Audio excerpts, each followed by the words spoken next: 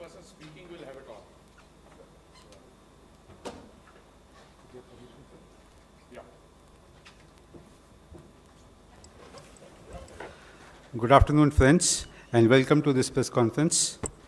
As we all know, the Civil Aviation Ministry has undertaken significant initiatives and carried out Lifeline Udan mission successfully to deliver essential medical cargo across the country due to the situation arising out of the COVID-19. Further, under the Vande Bharat mission, the Civil Aviation Ministry has also brought back over 100,000 standard citizens back to India since 6th of May.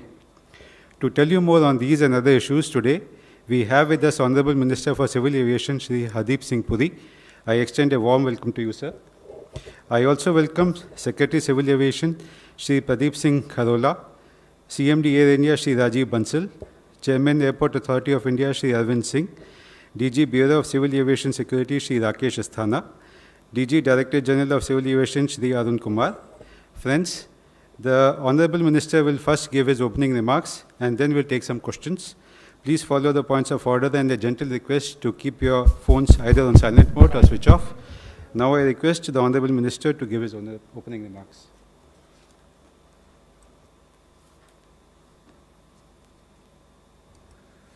I want to start by extending a very warm welcome to all of you.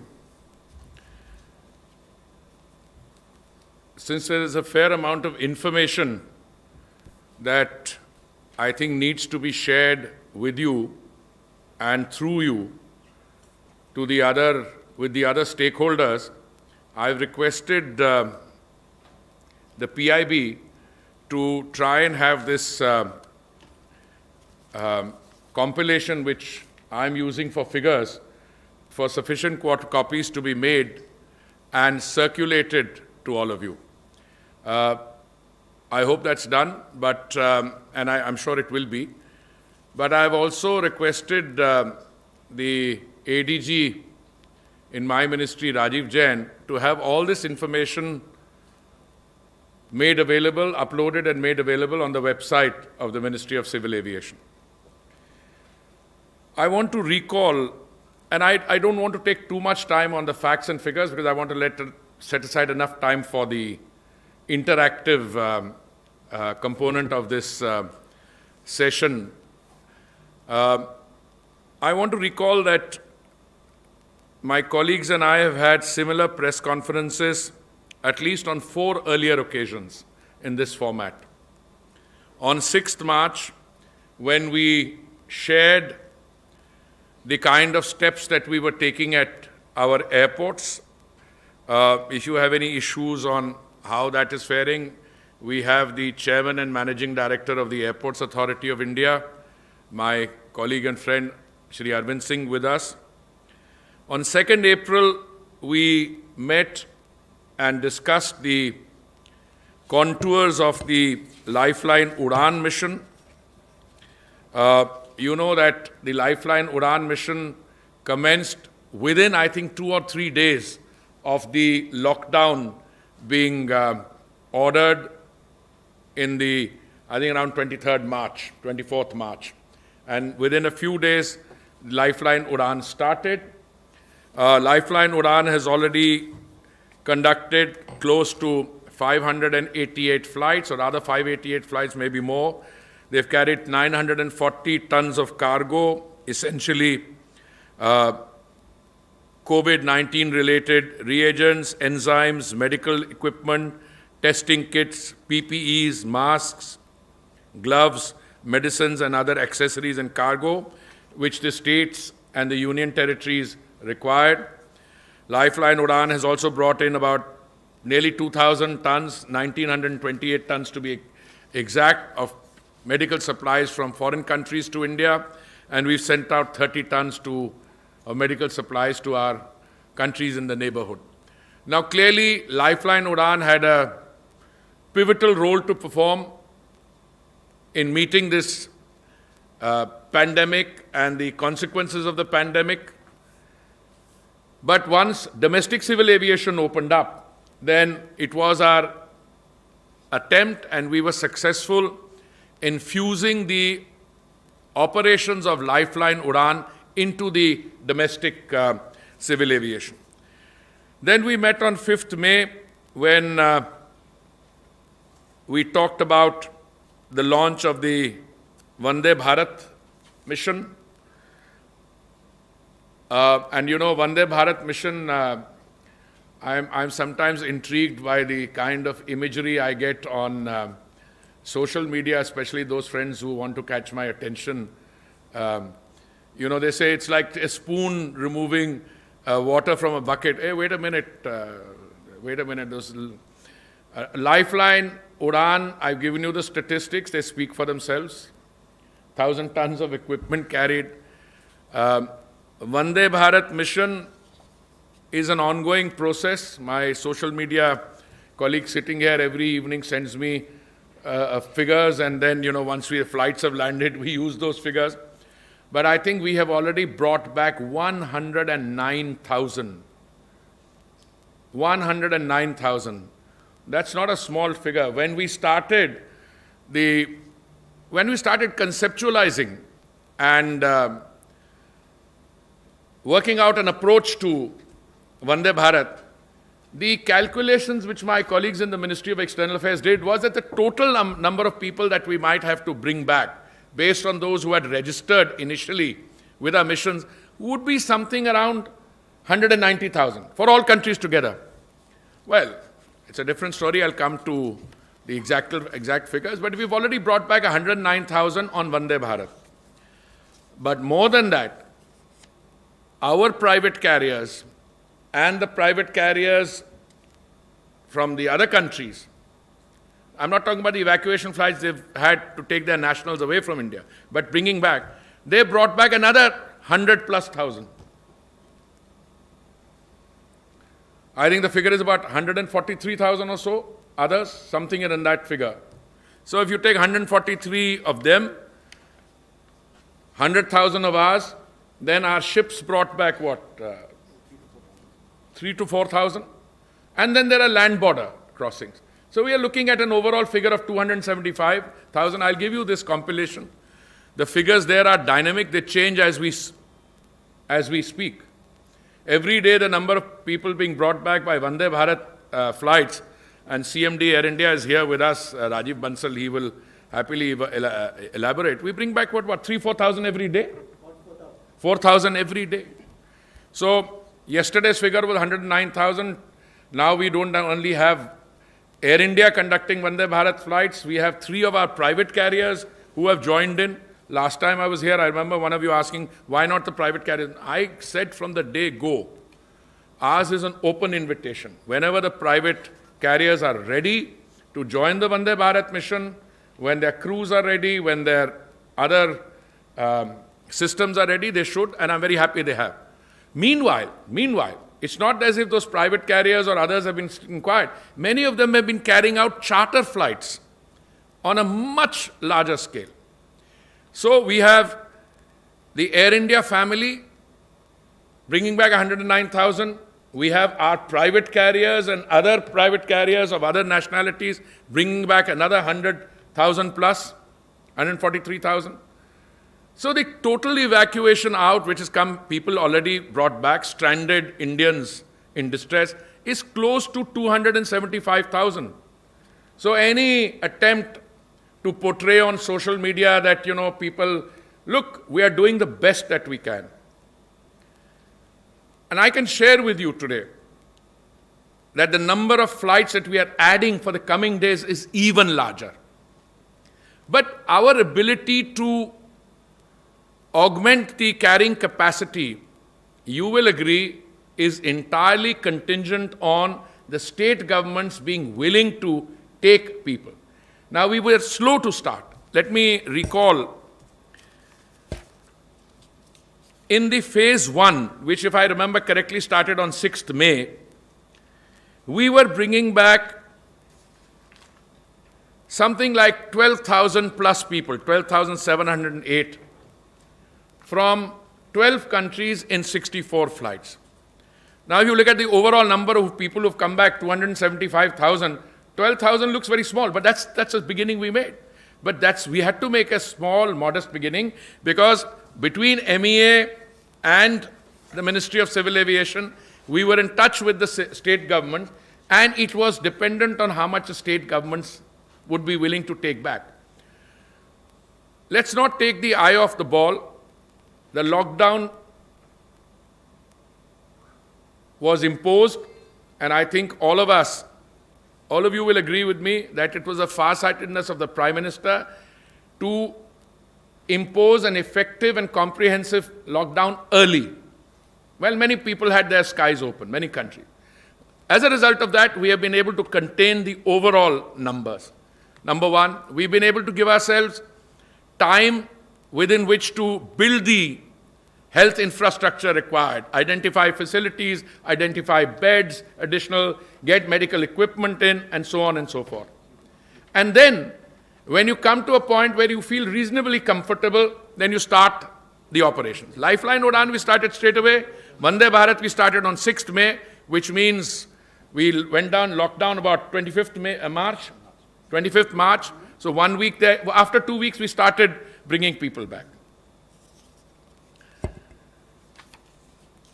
In phase 2, we ramped up from 64 flights to 325 flights, which is nearly 5 times the number. And our passengers carried went up from 12,700 or so to nearly 60,000, 5 times. 5 times the number of flights, 5 times the number of passengers.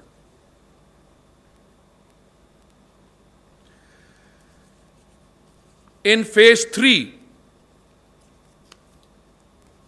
the total number of flights has been raised from 325 to 581. Let me give you now some example, some flavor of the kind of operations we've had to run.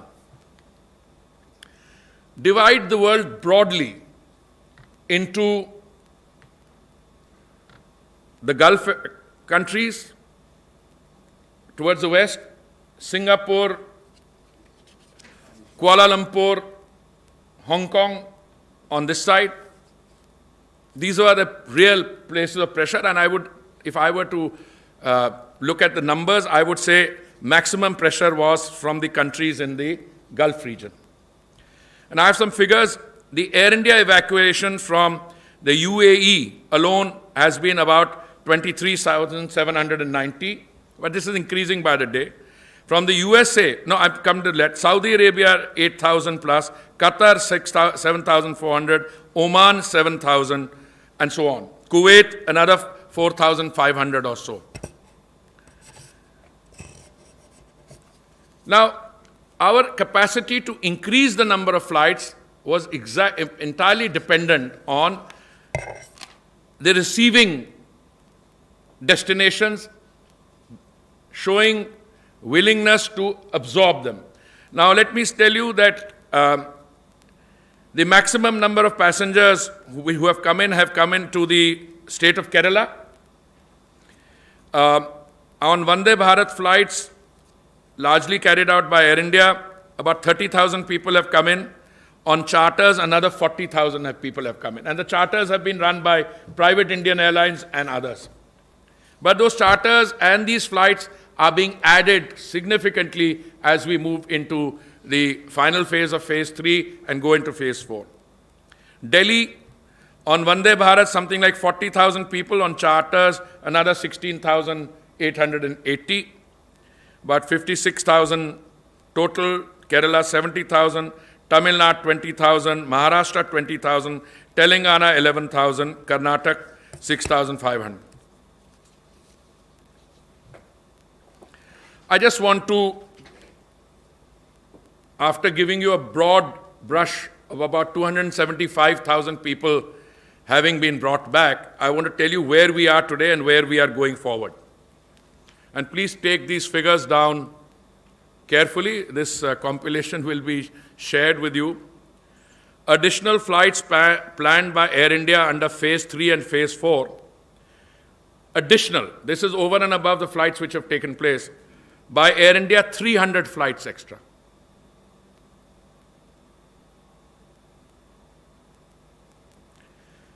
In addition to the Air India 300 flights, we have offered 750 flights to domestic private carriers.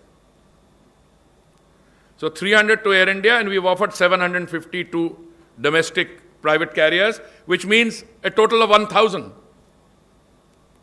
I'm not sure that all the 750 will be availed of. I don't know. Maybe yes, maybe no. I'm not sure Air India will be able to carry out 300, but that's what they're planning, and they have their systems in place. 40 odd of these 750 flights have already been scheduled by the private operators. We are also, in addition, taking very effective steps to bring people back from areas where Air India never flew. For instance, countries in the Latin American region, some parts of Africa. Yesterday, we spent a lot of time talking about those of our students who are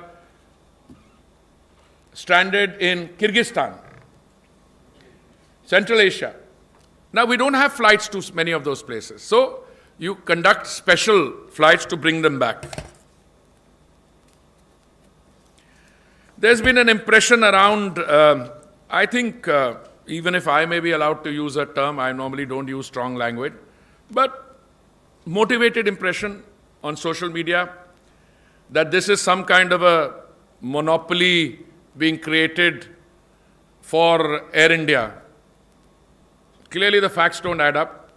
If we are giving 700 flights to our domestic carriers and we are giving flights to foreign carriers, now clearly there's no monopoly here at all. But we also know what the facts are. If you have to carry out evacuation flights to and fro from here to the United States and United States back here, out of our carriers, Air India is the only one which has the wide-bodied platforms which can carry. And I would like CMD Air India in a little while to tell you how many flights they've carried out to the United States and Canada. I mean, I recently recall a discussion where we added, 70 flights? 70 flights in one go we added. 50 to US and 20 to Canada. And then, of course, our friends, I like to use a particular term I'm going to resist on social media, saying, but, this is not correct. Hey, wait a minute. All the tickets for all these flights were in the most transparent manner made available for sale online. So anyone who's suggesting that, this was done, well, the tickets were over before, before too long. Why? Because on the day that these flights were opened from the India end to the US and Canada, I think you had 60 million hits. Somebody wrote an article, I had to publicly contradict it. But that's not possible. Air India website only has 4 million, others have 7. It's not a question of what is possible, that's what happened. On the day we opened up, in a few hours' time, all the flights, almost all, went. So what is the solution to that? The solution is you add the number of flights and try and meet the demand. I personally believe, and I'm going by my experience in terms of interaction through all of you, you call me, through other people, we have been able, by and large, to meet a large proportion of the demand. I'm not saying we've been able to meet one. Once in the coming days we have more flights, we'll be adding more flights, we'll do. So we'll have to think of novel arrangements. I already told you in the remaining part of phase 3 and phase 4, Air India will add 300 flights, our private carriers will add 750 flights. But I also want to give you what the other countries' airlines have done in terms of charter. Because it seems as if, this is airspace which is confined only. I'll give you some example. Qatar Airways has carried out 84 charter flights, and these things keep changing as we speak. Outward, this is outward 84, inwards 40, KLM 67, Fly Dubai 57, Air Arabia Jazeera, Kuwait Airways, 45. So it's been large number of flights, over hundreds of flights, and the number of people who have carried in is over 100,000. Now, I want to touch on one issue in passing. Some people agitate, perhaps for good reason, that they have entry permission to go back to the countries where they normally reside, and that they are not being allowed to go back. Wait a minute. If you have entry permit to go back, all countries have placed restriction. And when we talk about the possibility and feasibility of international flights resumption, I'll come to that in greater detail. But if you have permission to go back to a country A or U, anywhere in the world, nothing can prevent you from going back. You have the permission. All you need is a platform to travel on, a carrier to travel on. I have the CMD of Air India here with me, and I will request him to speak. Anyone who has a valid permission to travel back is most welcome to fly on his, because his outbound flights, in any case, are carrying far fewer people than the incoming flights to the Middle East and Gulf, to Singapore, to other countries in Southeast Asia. So you're most welcome to fly on those. The purpose of this invitation is so that the false narrative which is sought to be created as if we are standing in the way, that's just not correct. You're most welcome to fly back. I want to come, if I may, to the issue of international operation. I've been Minister for Civil Aviation for a year, but I have with me all the stalwarts who have been, before becoming DGCA, Arun used to be a joint secretary in the ministry, he knows. Mr. Astana has been looking after civil aviation security for a kitna der ho gaya? Year and a half. So we've been around for a long time. Pradeep has, at different points of time, managed airlines. He has been secretary for what, 2 years, Pradeep, or so? More than a year, longer than me. And Arvind has been chairman Airports Authority, and Mr. Bansal, apart from being CMD Air India now, he's also have a civil aviation background. Look, there are two things that you require if you want to have normal international civil aviation. One is you need the airspace to be open. That means you must allow people to fly in. You must have the entry or the border acceptance to be free. What happened as a result of COVID is that many countries decided that they were not going to allow nationals other than their own to come back. Frankly, that's the position we also took in India. We said any Indian who is stranded outside can come back. We have subsequently modified that to say if you are an overseas citizen of India, card holder, with some conditions, you can come back. Foreign diplomatic missions, their personnel could come back. And then we opened up a little, some people coming for important or urgent business, we opened. All other visas were suspended. So let me share with you what the border acceptance conditions are. In the United States, entry is conditional. In the United Kingdom, entry is conditional. In Australia, not allowed. In Germany, it's conditional. In France, it's conditional. Brazil, it's conditional. In China, it's conditional. South Africa, conditional. UAE, conditional. Singapore, conditional. Now, if you have border entry point conditions imposed, it means you cannot allow normal civil aviation in the normal sense, which is you have a summer schedule, airlines announce a number of flights, they operate them, if the passenger cannot enter the others. So what happens is we are dealing with a situation which is constrained by certain conditionalities.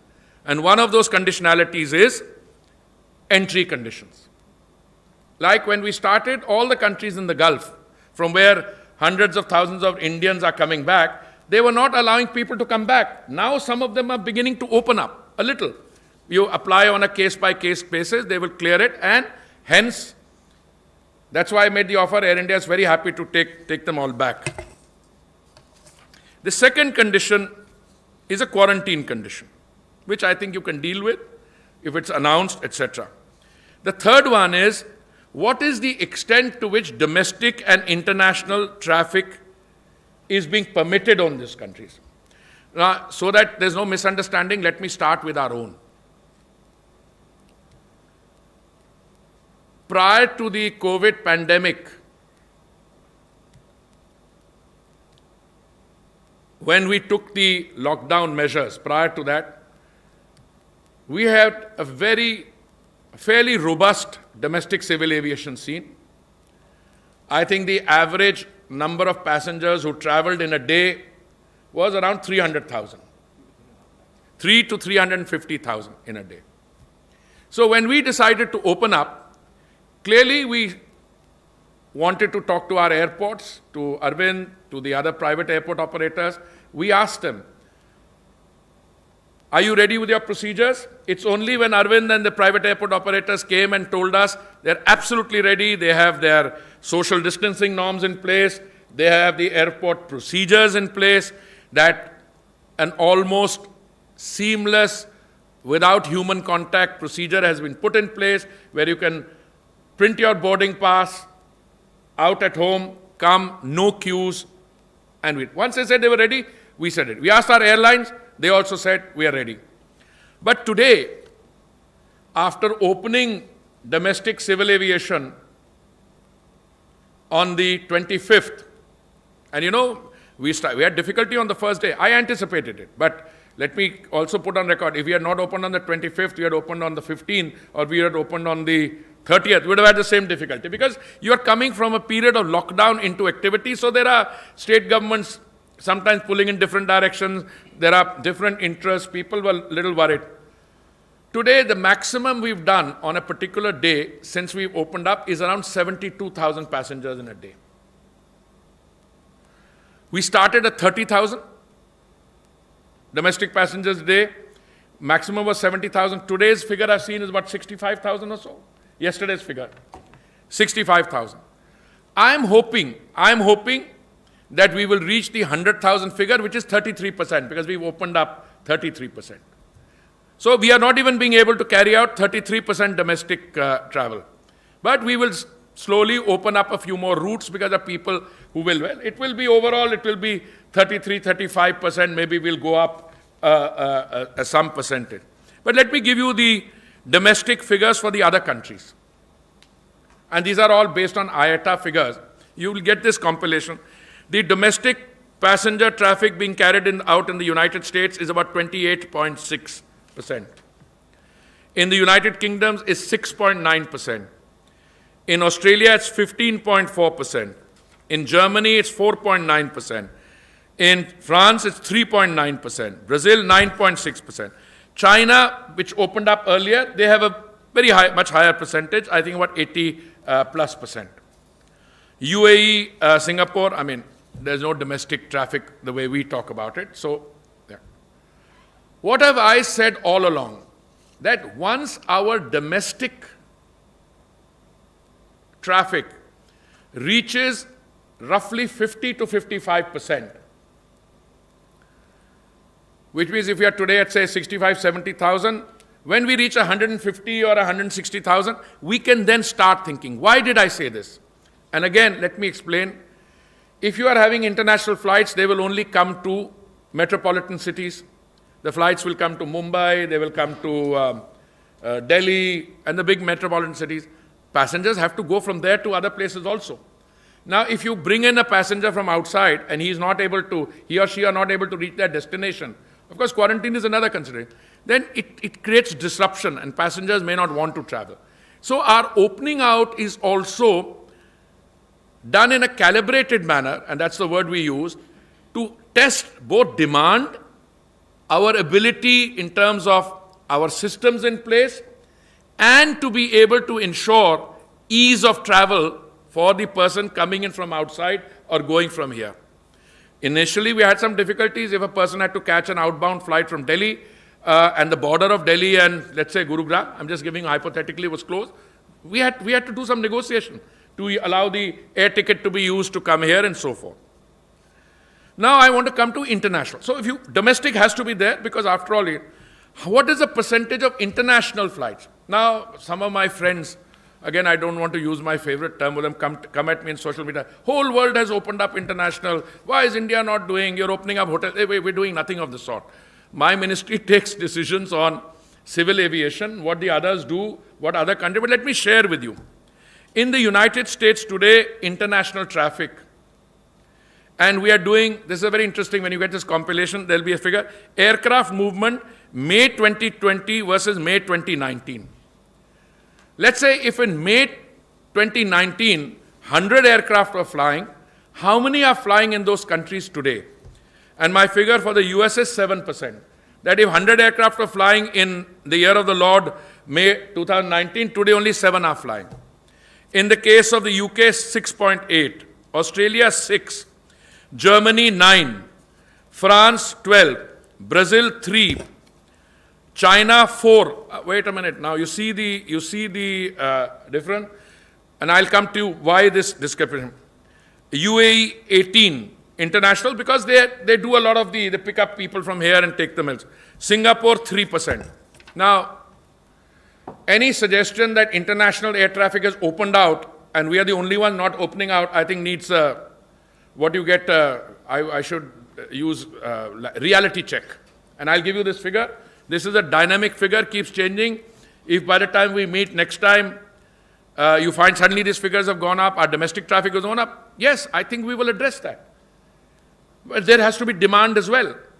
Now, very often I'm told, one of you sitting here, I will not name, called me today and said, sir, but you are talking about, can you continue these flights with our numbers going up? Well, I can only tell you what I intend to do. I intend to keep the flights moving. That's all my colleagues, that's why I've got all of them here. Because I think mobility is very central to life. I'm not only talking about urban mobility within the country, but domestic mobility within a country. And it's a critical economic activity. But the exact timing when we will open up international, it means the other country has to be open to receiving international flight. So in the absence of a decision on resumption of international civil aviation, which will depend on the other countries opening up, the domestic traffic in countries opening up, we are left with no option but to continue what I call evacuation and repatriation flights under managed and controlled conditions. What does that mean? It means that I might decide that since I have to travel, take people to the United States and people from the United States have to come here, either way, we will continue these flights. Maybe we'll think of a slightly different modality. Maybe we'll have to think of a slightly different way, but this will have to be the model. Maybe our private operators might want to start also looking at this market, but we are constantly trying to expand both the domestic, the Vande Bharat, and we want to take it in a direction of totally opening up and resuming the pre-COVID kind of operations. Why is the international civil aviation so limited in number? I asked my young researchers to do some. In the United States, where international traffic is 7%, they are carrying out a limited number of flights. Please, I want to say, limited number of flights to Europe, particularly to London, Paris, and Frankfurt, to Australia and South America. So what they're doing, they probably don't call it Vande Bharat, maybe they're running it on a different, but they're carrying out flights between those places under control, not in totally open conditions, because they've got entry conditions, they've got other quarantine conditions. Singapore, 3.8%, limited flights to Australia, China, Japan, UK, and Germany. That is, if there were 100 flights last year in May, it's only 3.8 flights now. UAE, 18%, limited flights to US, Europe, and Australia. UK, 6.8%, air bridge with France, Spain, Greece, Portugal, around. France, 12.8%, Amsterdam, Barcelona, Athens, and Frankfurt. Now we take advantage of some of these. We have, for instance, Indian citizens wanting to come back from the Caribbean. Now, it's very difficult for Air India to fly to the Caribbean, so what we would typically do is for Air India to be in touch with one of these airlines, let's say KLM, and request KLM, which is flying to these places, to bring those passengers up to a European hub, and for Air India then to transport them back. I'm going to confine myself to this. I think I've spoken slightly longer than I had intended to, but that always happens when you have the inspiration of your friends in the media with you. But I am going to offer my colleagues, those of them who want to add something, to say a few words, and then we are open for questions. Maybe we can start with you, Pradeep.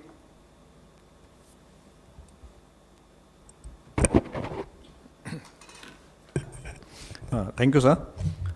As Honorable Minister mentioned that we opened the domestic operations about 20 days back, and there has been a big quantitative improvement that we started operations with about 30,000 people traveling on the first day, and today we are averaging something between 65,000 to 70,000. So in 20 days, it's a good improvement. But a major improvement has been a qualitative shift. There has been a paradigm shift as far as domestic civil aviation is concerned. Now, why I call this as a paradigm shift is that the way people travel.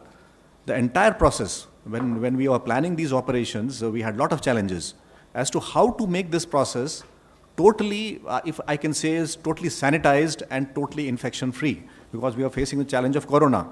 And this process started, and it's very nice to see that all the stakeholders have responded in the best possible manner, be it the airports, the airlines, the ground handlers, and most importantly, the travel agent community and the citizens. And this change has taken place today. Means it will be very, very heartening to know that almost all people are getting the boarding passes sitting at home. Now, this was a big change. And in normal times, this would have taken about 1.5 to 2 years more. Now, we were able to achieve this in one short operation. And the entire ticketing process, the entire boarding process has been made contact-free. When the passenger comes to the airport, there also, the process of check-in, the process of baggage drop, again has been made totally contactless. Thereafter, the security also security can't be contactless, but then it has been refined to such an extent that the risk has been minimized. And once the passenger reaches the aircraft, inside the aircraft, the sanitization protocols, the health precautions, and we are saying that we are having three layers of protection. One is each passenger is having a mask, each passenger has a shield, and then the intervening passengers is in a protective gear. Now, all this has been done to ensure that the air travel is I would say, not totally risk-free, but absolutely, I would say, near risk-free from any type of infection. And this has been established that for 20 days we are operating. We have crossed more than 1 million passengers have been carried by the airlines, and there has been no adverse impact on the spread of corona because of aviation. So this has been a quantitative shift, and really the citizens have played a very important role in adapting themselves to the new protocols. So that's what I would like to say, and then maybe our colleagues can add. Rajiv, would you? Maybe just a minute, sir. While Honorable Minister has covered all the aspects of the Vande Bharat mission, I would just like to take a minute to re-emphasize that we in Air India are constantly ramping up our capacities to meet the requirements projected. We are responding to the requests received on a real-time basis. We have added destinations. We have increased our outreach globally. We are currently in phase 3, in halfway through our phase 3. In phase 4, we will add more flights. In phase 4 in July, we should be having upwards of 650 flights. We are tuning our schedule to meet the requirements as are projected by our missions abroad, so as to provide a safe, convenient, and affordable travel for the Indian diaspora who wish to return to India, as well as those who wish to return back from India to the places that they were residing in. Thank you.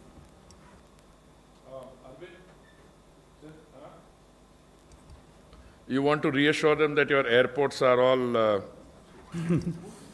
Sanitize. So, as highlighted earlier by Secretary Mr. Kharola, when we started domestic operations, actually, we were all getting used to the new normal. So earlier we had a series of meetings in the ministry, and we decided that a new standard operating procedure has to be put in place, where all the boarding and other facilities will be, the passengers, this will have, we want to see them board the plane in a contactless fashion. So we had to create those facilities at all the airports.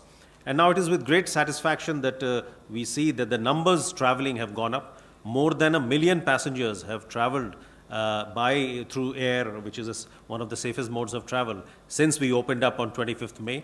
And as mentioned earlier, the numbers are going up. From 25,000, we have reached a high of 72,000. And as and when confidence about flying builds and the facilities that people are getting at airports, we are committed to keep those facilities intact and improve them further to see that the number of flyers go up in the future also.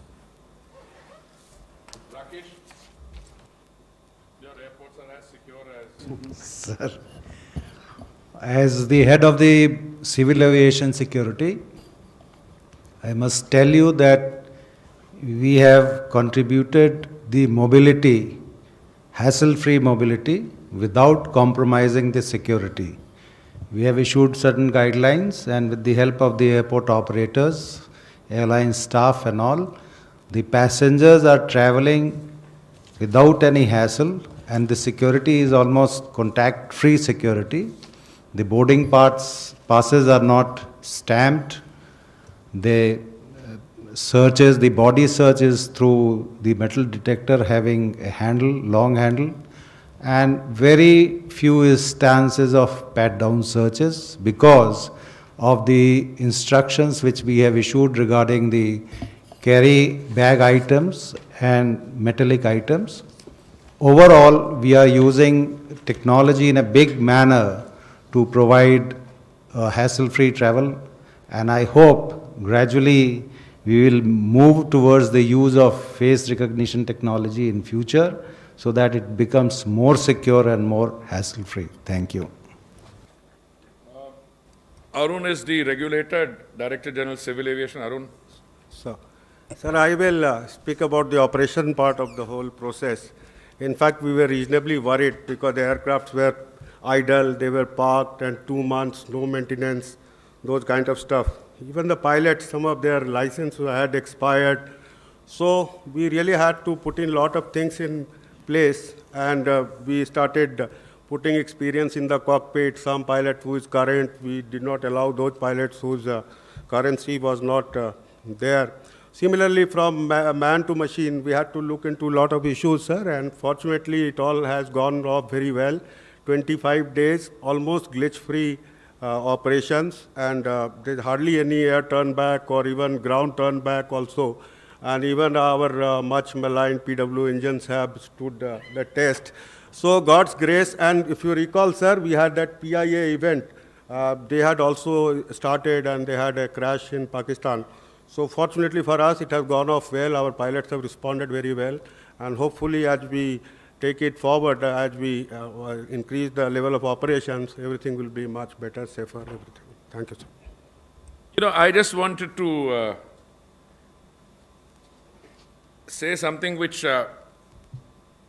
we take for granted, those of us sitting here, that whether an aircraft is flying or not, under normal conditions, the fact is even when an aircraft is on ground, it still needs to be maintained. Because you can't be, you just leave the car, it's not like a car which can be, even a car if you leave it off after, not operational for 2 months, you might have to get the battery checked. No, but an aircraft every 3 days or so needs to be moved, you need to check the systems, etc. So there is a cost to these things. So your revenue stream may be down to virtually zero for many operators, but the cost is not there. Salaries have to be paid, you have to pay the parking charges unless Arvind is in a generous mood and he is going to, I know he is not, but that I'm only saying this in a lighter way. But there are private airport operators. So all your cost, your meter is running without a revenue stream. Now, it's very important when you come out of a lockdown, you have to start operational. And that's the point, very valid point that the DGCA makes, that look, from that lockdown, we've now come where we are running N number of flights. What is total number every day? About 700?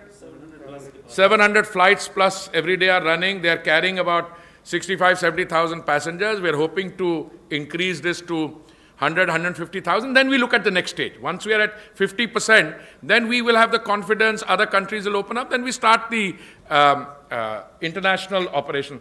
But even before that, we are thinking of producing what I call bilateral bubble arrangements.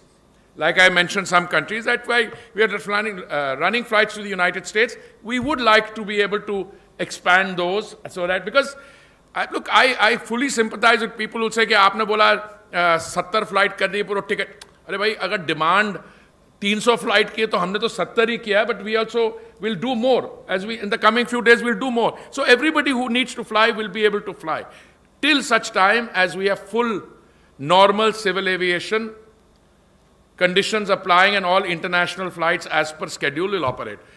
Well, now that my colleagues have, we'll take questions. I would request that please identify yourself. I've tried to anticipate most of the questions that I thought you might want to ask, but please feel free. We'll try and answer the questions. Sir, I have got a few questions on WhatsApp. Can Yeah, I read please, them out to you, please. sir? But those questions which you got on WhatsApp may have come before we were speaking, or No, sir. During whilst the you were doing. Yeah, please, please. Sir, the first question is from Manju V. From 1 minute. Yeah. It's from Manju V. from Times of India. And the question is that airlines have continued to deny refunds for flights booked and cancelled in the past 2 weeks. Is the Ministry of Civil Aviation coming out with any advisory? Okay, let's take a few more. We'll answer them. Yeah. See, sir, the second question is, you have partly answered this also. When will the government allow international commercial flights to resume? Will it be in a phased manner? And by when will government allow airlines to increase capacity deployed for domestic flights, as currently it is limited to only 30%? Will the government remove fare cap for domestic flights after August 25th? And there's a third question, sir, that India is one of the very few major aviation markets in the world that hasn't bailed out its airlines after the pandemic.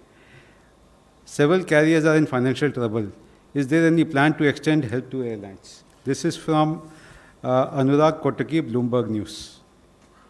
Thank you very much. I am going to allow the technocrats to answer the question, but I want to just make one introductory comment. When you discuss these issues, all I can say is things are not always what they appear to be.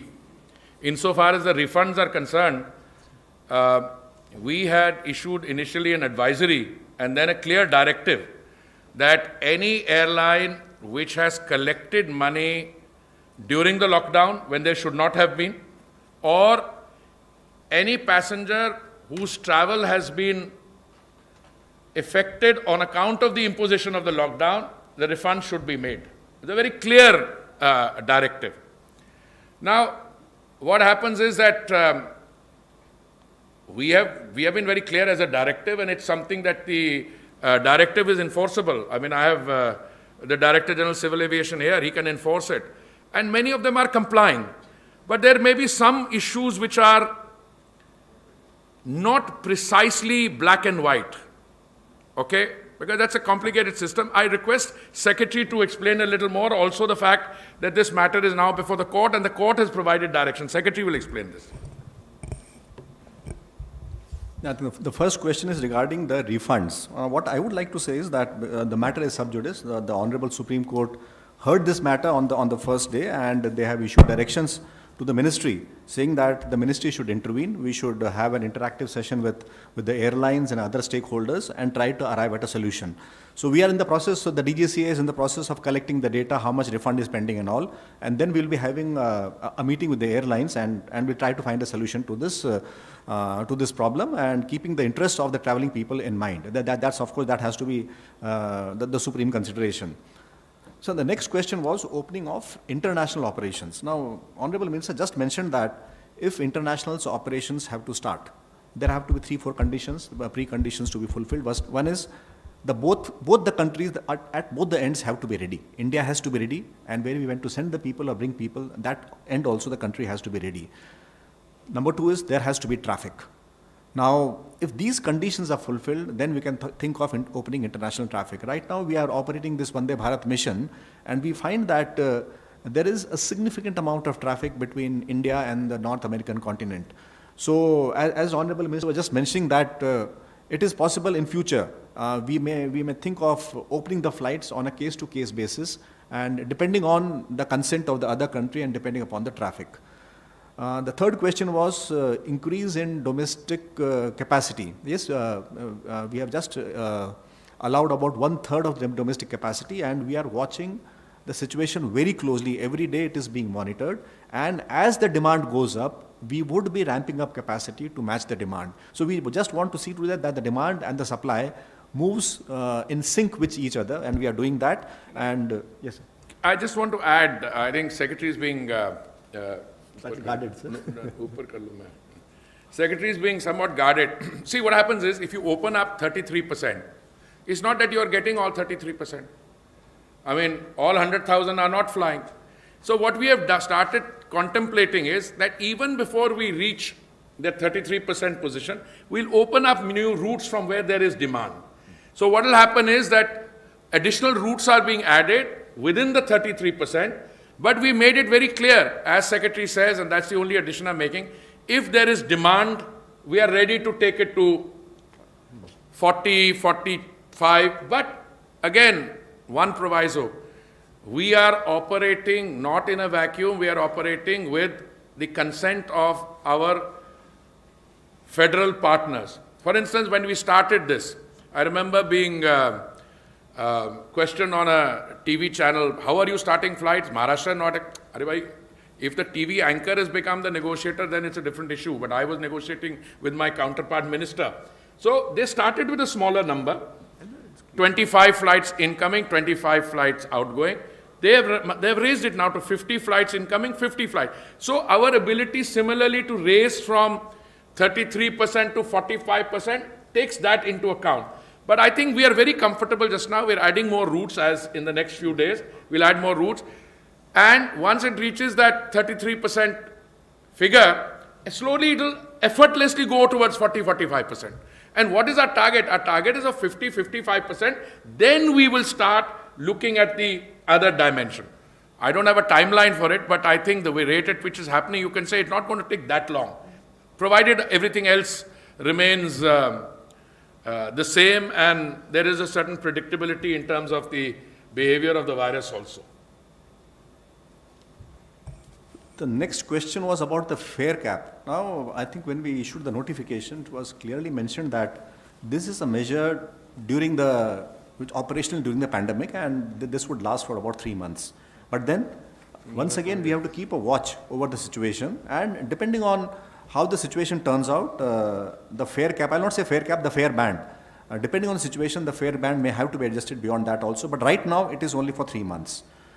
The last and the most important and the difficult question was that what about a bailout package? Now it's true that we have not given a financial bailout package, but that does not mean that government has not been helping the aviation sector. The help can be in various ways. Now, as a part of Atmanirbhar Bharat mission, there are 3 important things which we are working on. Number 1 is that the airspace, bringing in efficiency in the airspace. We are working in close touch with the Indian Air Force to ensure that the airlines get the shortest possible route, which would bring in efficiency and economy, and thus help in reducing their costs. That's point number 1.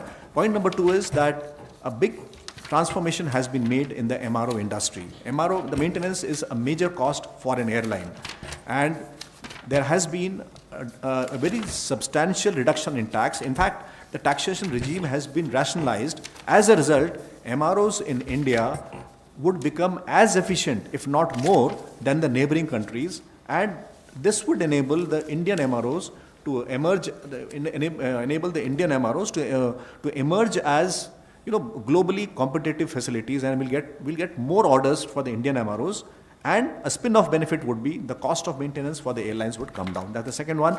The third one which has been done is the PPP in airports. Now, the successful model of PPP, we have been having good experience. Now, this needs to be scaled up, and it has been decided that more number of airports of airport authority would be taken up on PPP basis. whenever an airport is taken up on a PPP basis, it is the efficiency which goes up, and this increase in efficiency is then transferred to the airlines. So these are the major steps which have been done to help the aviation ये sector. भी बता देना, वो भी बता And in addition to that, there have been other changes. We are trying to bring down the other costs also. Now, one of the important costs on the fuel was a throughput charge. A throughput charge was something levied by the airports, which was increasing the cost of ATF to the airlines. This throughput charge has been abolished. As a result of which, the cost of fuel has come down by about 2 to 3%. That's again a benefit to the airlines. And in the past, the excise duty on the ATF has been brought down, but that was done in 2018. And the proposal to bring ATF under GST is under consideration, and we'll be working on that. It requires a lot of consultations with the state governments and all. And the most important help, I would say, to the aviation we have done is that we have ensured that the domestic aviation starts coming up. And as you are seeing that, almost we are at 25% of the operations, and where no other country in the world is. And nothing is more important to aviation than making it fly. And we have ensured that the domestic operations start. India is a big market, and it is this big market, if we are able to tap, the aviation in India would be able to grow and thrive also. So the most important step from the government side has been to ensure that the domestic aviation takes off. So it cannot be said that no bailout package has been given. Number 52.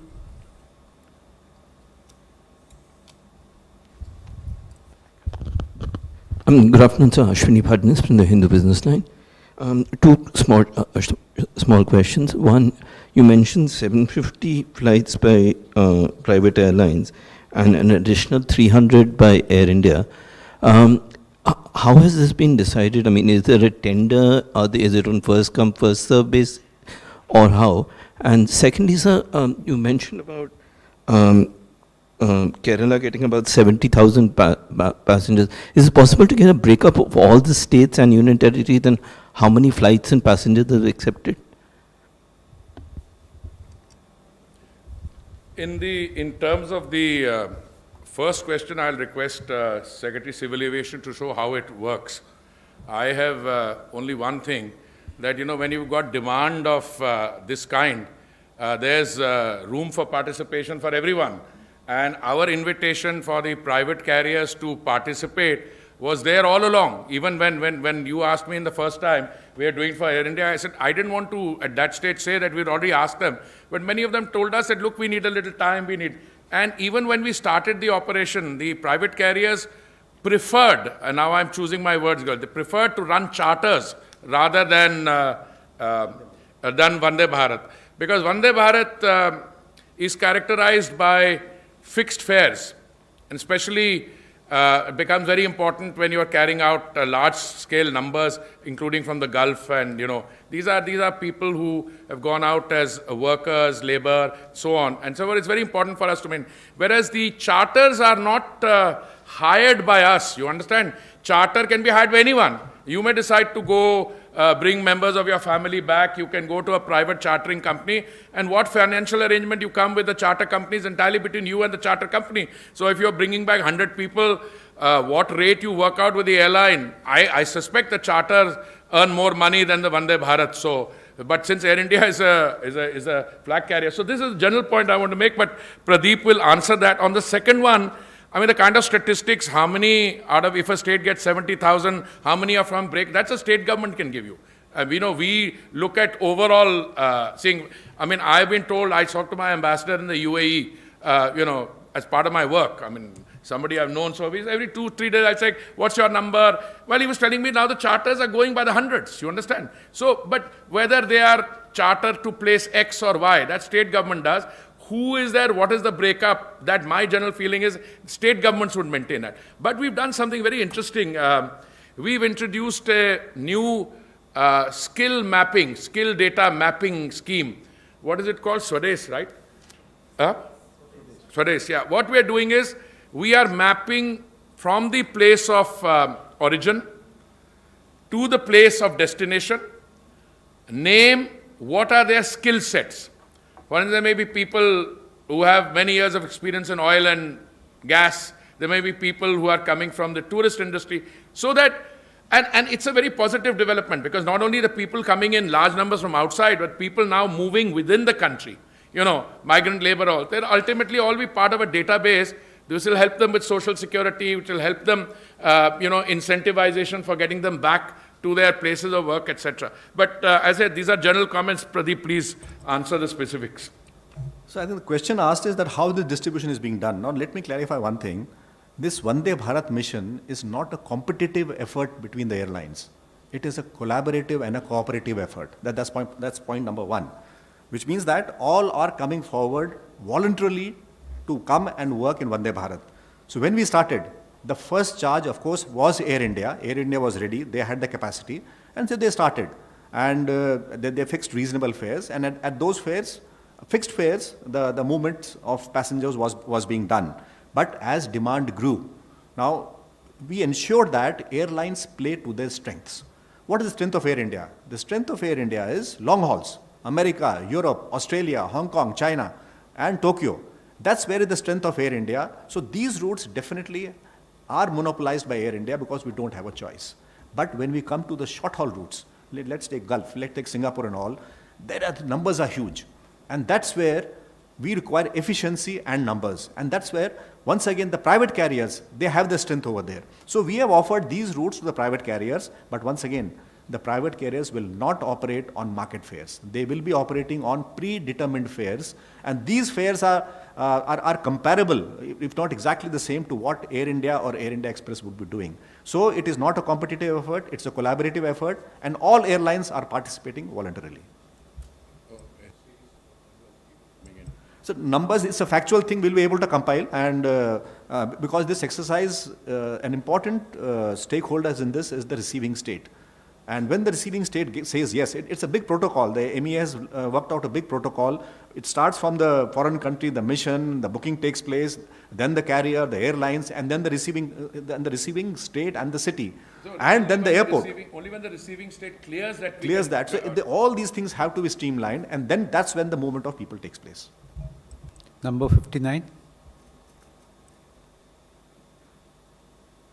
Aparna from Newsrise.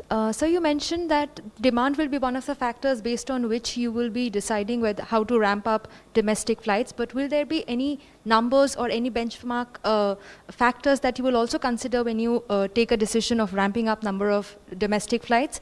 And also, has there been any rethought about the process of privatization of Air India, given the fact that Air India has been one of the key players for the Vande Bharat mission?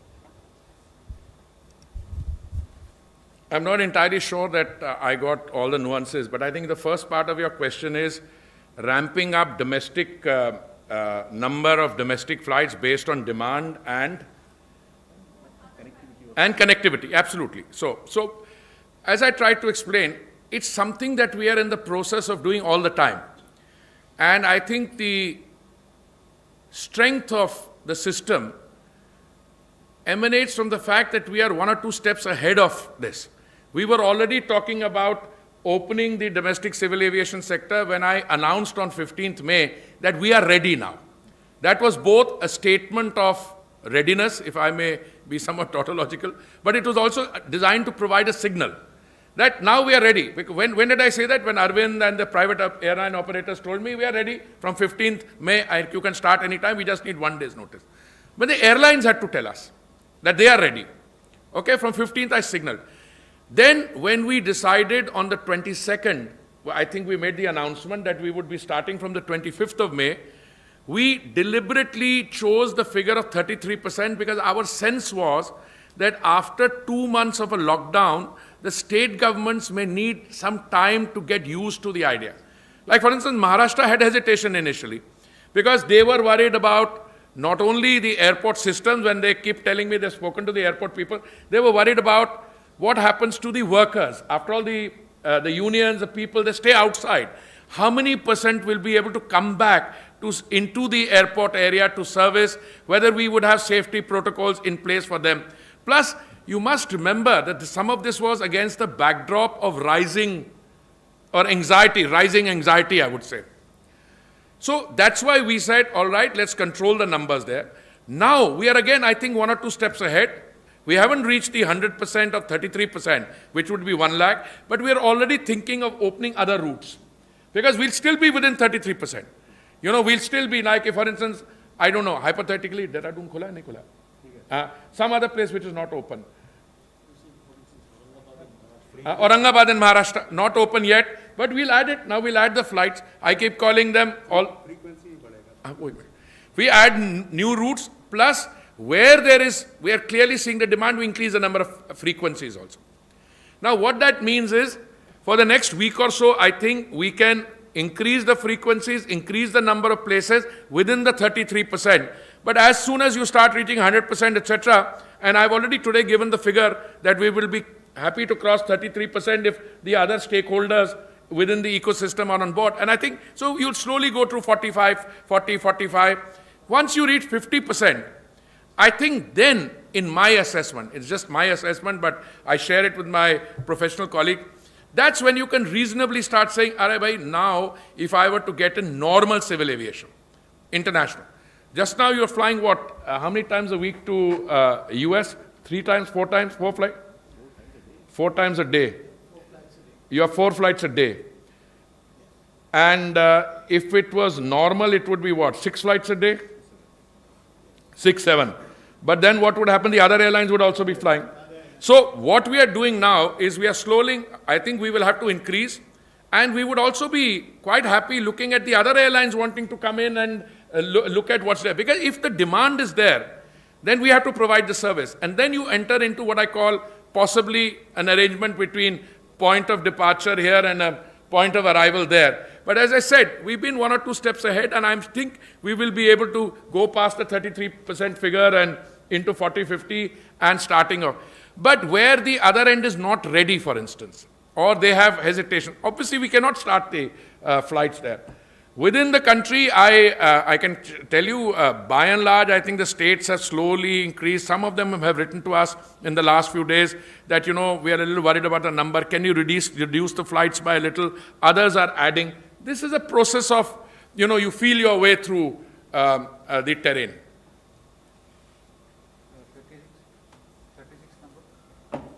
36, please. Sir मेरा नाम सैयद आमिर हुसैन है, मैं news nation से हूँ। मेरा सवाल थोड़ा सा सर हटके है। अभी आपने देखा होगा कि चाइनीज़ प्रोडक्ट को लेकर के या चाइना के साथ जो हमारा क्लैश चल रहा है, उसमें ये देखा गया कि बहुत सारे ऐप्स जो हैं वो भारत इस्तेमाल कर रहा है। ख़ासतौर पर मिनिस्ट्री की अगर हम बात करें तो जूम पर कई बार हमने प्रेस कॉन्फ्रेंसेस देखी हैं। तो क्या मंत्रालय इस तरह की चीज़ों को लेकर के आगे अवेयर है? क्या मंत्रालय आगे आने वाली प्रेस कॉन्फ्रेंसेस को, जो कि सोशल डिस्टेंसिंग को लेकर अक्सर की जाती है, क्या ऐसे ऐप्स को इस्तेमाल करेगा? No, 1 minute.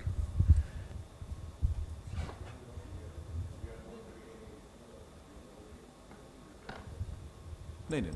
So basically, we are trying to use the NIC versions. There are various versions of NIC available. Those are being used for the video and all of that. Yeah. I just want to tell you that when you are in an extraordinary situation, you will also have an extraordinary response. जब ये महामारी के बाद ये जब शुरू हुआ कि हमें न्यू नॉर्मल था वीडियो कॉन्फ्रेंस में आपसे बात करनी, पहले तो हमने देखा कि वीसी पे जो चर्चा होती है वो कोई कॉन्फिडेंशियल नेचर की नहीं हो सकती, because you start with the presumption that it's a forum which, as it is, I mean, if I'm having a press conference on Zoom, मतलब आप में से 400 बैठे हैं, पता नहीं और कौन सुन रहा है उसमें, in any case that's public domain, there's no issue there. बाकी ये जो apps की बात है, I don't think that's relevant here, but I personally feel that there's nothing like a direct interaction with you, because even there may be some problem in the audio sound, but we broadly know what's happening. Zoom पे कभी-कभी when I do a webinar, but अभी तो हम बहुत ज़्यादा NIC वाला इस्तेमाल कर रहे हैं वो. हाँ, तो अब क्या होता है कि कुछ थोड़ा वो टाइम लैग होता है किसी साउंड ऑडियो में etcetera. Sometimes you left wondering whether you got across etcetera और नॉट, बट ये these are things we will fail through. और जो the other issue which mention recent developments, I with और without that we will adjust. Number 13.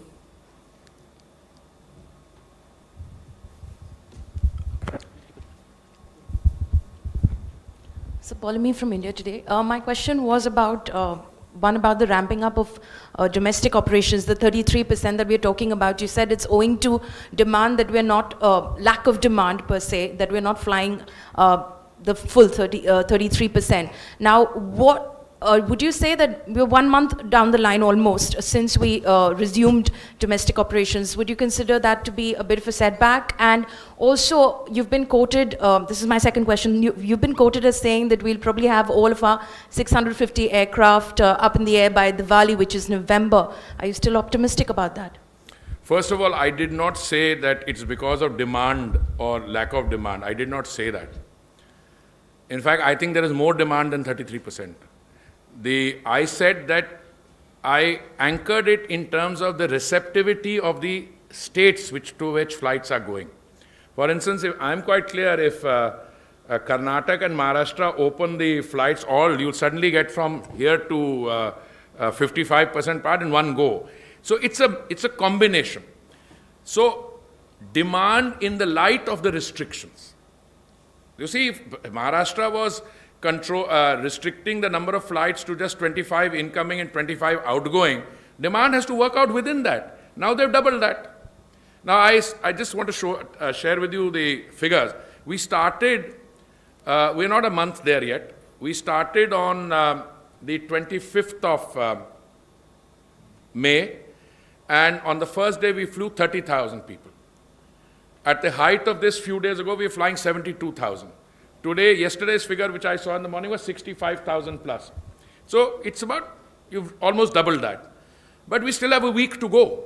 Now, what will happen that week, I don't know. For instance, if there's anxiety in Tamil Nadu, one state in the south, there's been a lockdown. Flights are going, but if you have to travel, say, from a state X to a state Y, your decision on travel will depend on how you perceive the conditions to be.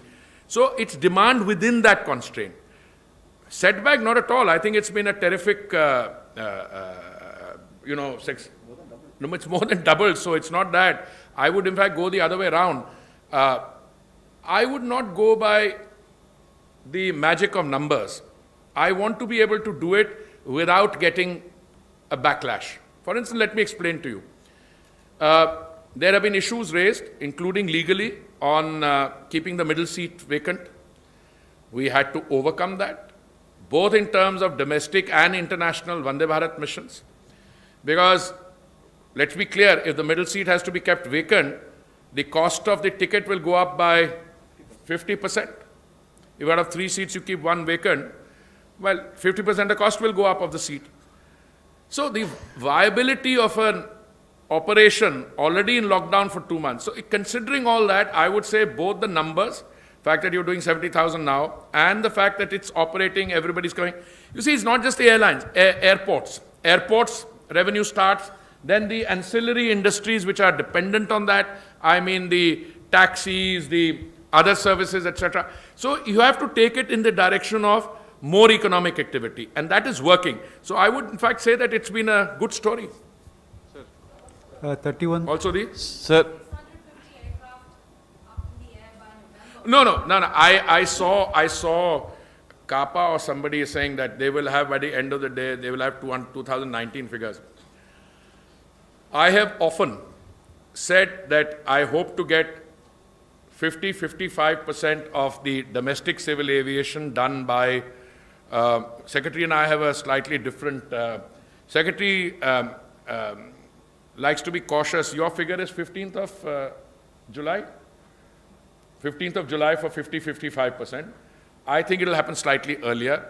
And once 50-55% of them, simultaneously before that, either as part of phase 4 of Vande Bharat or through a certain variant, we want to increase the number of international traffic. Now, if you can get that, madam, by mid-July, then Diwali is when? November. So I keep coming back to what I've been saying all along.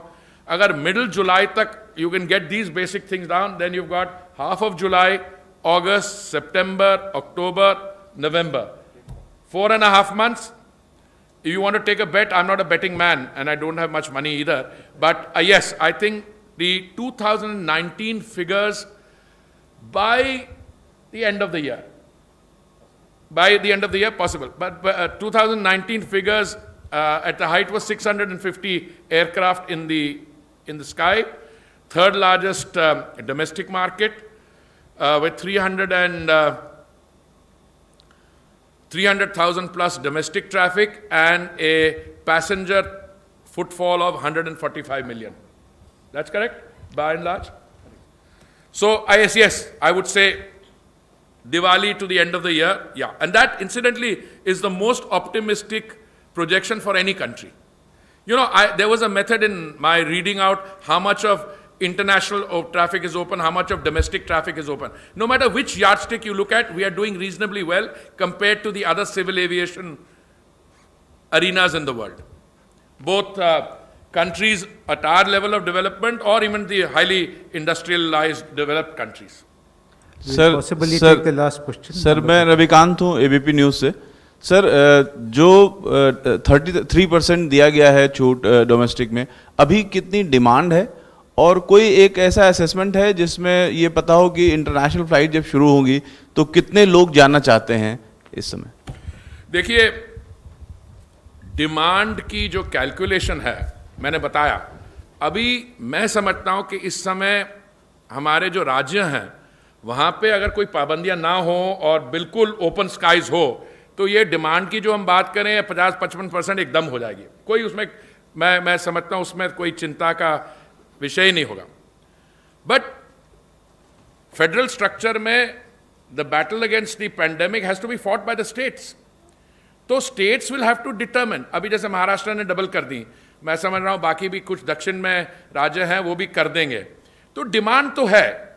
अब इससे जाहिर होता है कि 30,000 से लेके एक दिन में पैसेंजर ट्रैफिक अब 70,000 पे पहुंच गया, तो डिमांड तो है. अभी एक महीना भी नहीं हुआ, कितने 25 दिन हुआ है, 25 दिन में डबल हो गया. क्या हम समझते हैं अगले 15 दिन में ये 70 से चला जाएगा 1.5 लाख तक? मैं समझता हूं कि अगर वायरस का बिहेवियर प्रेडिक्टेबल रहा and we don't have any sudden spikes, yes, हम 15 जुलाई तक पहुंचे. मान लीजिए 15 जुलाई तक नहीं भी पहुंचे तो 30 जुलाई तक पहुंच जाएंगे. एक बार ही वो शुरू हो गया. अच्छा, कुछ सेक्टर जो हैं हमारे इंटरनेशनल के, जैसे हमने अभी बताया, सीएमडी साहब भी बता रहे थे, जो इंडिया नॉर्थ अमेरिका का सेक्टर, वहां तो डिमांड है क्लियरली. बताइए आप. हाँ, on certain geographies, for example, USA and Canada, we have a very large Indian diaspora there. So there's a lot of demand still. We used to fly about 6 flights a day earlier. Currently our schedule is much constricted, but in July we'll ramp up that schedule to meet that requirement. So there is a lot of demand in certain geographies. So one is US and Canada. The second geography is Europe. Then the third geography is Middle East. And the fourth is Southeast Asia. So these are the 4 big spots or arenas where there's a lot of pent-up demand. Sir, इस question में थोड़ा domestic part पे I like to add something. Sir basically जो हमें समझना पड़ेगा, what we need to understand is like take Mumbai airport. वो 400 flight रोज करता था, 400 लैंडिंग, 400 टेक ऑफ रफली. बैंगलोर एयरपोर्ट वो करीब 300 के करीब करता था. अब बॉम्बे में you are just taking 50 landings और 50 take off, so you are operating at 1/8 of your capacity. तो इस वजह से कॉन्स्ट्रिक्टेड लग रहा है. जैसे दिल्ली मुंबई के बीच में 250-300 जहाज चलता है, अब मतलब एयरक्राफ्ट की मूवमेंट है. अब आप सिर्फ 15, 20, 25 अलाउ कर रहे हैं. तो जब तक जो आपके बड़े बड़े हब हैं, जैसे Delhi Mumbai 4th busiest route in the world, उसी तरह से दिल्ली बैंगलोर आपका देश का 2nd busiest route of the country. So जब तक ये सब बड़े बड़े एयरपोर्ट नहीं खुलेंगे, ये सारे 5-6 जो बड़े एयरपोर्ट हैं, 50-60% ट्रैफिक तो यहाँ पे है. तो इस वजह से वो थोड़ा कम दिख रहा है. बाकी एज एंड व्हेन खुलता जाएगा, बढ़ता जाएगा. एक और आपको, I just want to add something. These flights were started in difficult situation, क्योंकि there was a lockdown, there were people stranded, so you could not run them on the basis of market prices. So ये जो हमने flights शुरू की थी middle east की, अब वो जो what is the fare average, something 13,000 rupees. Delhi, Dubai is 13,000. Now, many airlines would not find it viable to run at that this thing. So, there's a barely break even for Air India. अच्छा, दूसरी जो हमने शुरू की थी, India, US, उसमें on an average we were charging 1 lakh. Whereas the other carriers were charging more. Now, when we ramp this up, अब जो charters हुए, they are not operating at 13,000. They are charging much more. तो अभी हमें ये देखना पड़ेगा कि when we go into the next phase of Vande Bharat, उसकी हम costing कैसे करें? Because once the numbers are increasing, देखिए, in one stage you could say that some of those larger routes were subsidizing the, where the numbers were very large but we were charging low. So we were in the process of taking decisions on those aspects also. But the idea is that if you increase the number of flights and the number of players also increases, then you can afford. But अभी क्या होता है, इनका एक जहाज यहाँ से मान लीजिए चलता है सैन फ्रांसिस्को के लिए, from Delhi hypothetically, 18 घंटे की फ्लाइट है, 16 घंटे की फ्लाइट है, वहां पे the aircraft has to be stationary on the ground 40 hours, which means there's a cost. Because the aircraft is not utilized, you can get the economics of air travel, provided the aircraft goes there, 2-3 घंटे में turnover, then it's being utilized. Then the economics works out. But अगर 40 घंटे एक आप capital asset को आप वहीं on the ground रखेंगे, तो you will have this thing. So we are hoping to refine, to see what we do. We are in talks with amongst ourselves. Maybe the next time people will suddenly find that some places like Gulf, instead of 13,000, the market rate would have been, ticket would be slightly 18-20, जो उससे charter में भी उतना ही होता होगा, उतना ही होगा. Whereas on the long haul route, अगर जहां आपको लगे कि 1 लाख ले रहे थे, तो वहां पे market forces में bring it down slightly, etc. So these are decisions we will take. नहीं, मैंने कहा अभी उसका निर्णय लेना होगा, पहले exactly same term में होगा. देखिए, अगर तो आप इंटरनेशनल ट्रैफिक एकदम शुरू कर सकते हैं, नहीं कैसे will come on market rates on long haul, पर नहीं है तो फिर उसको कैसे एडजस्ट करेंगे, we will see that.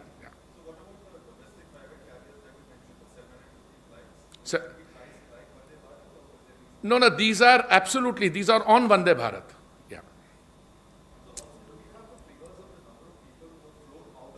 Yeah, we have all this compilation will give you.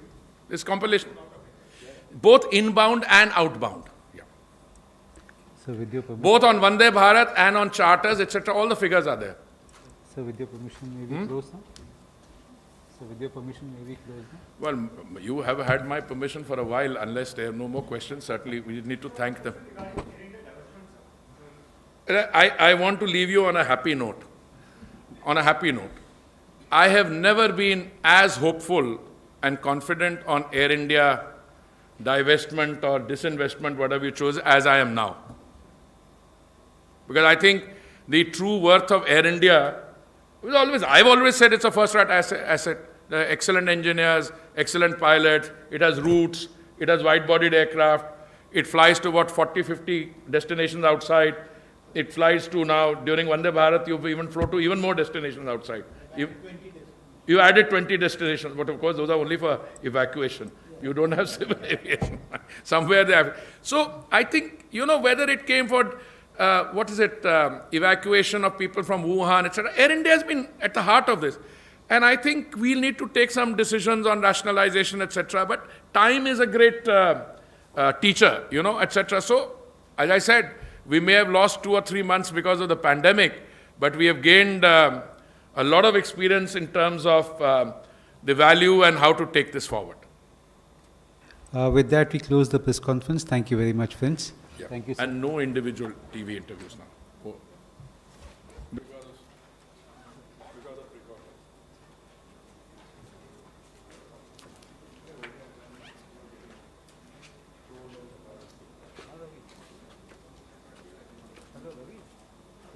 Abhi, it is not yet cleared, yeah.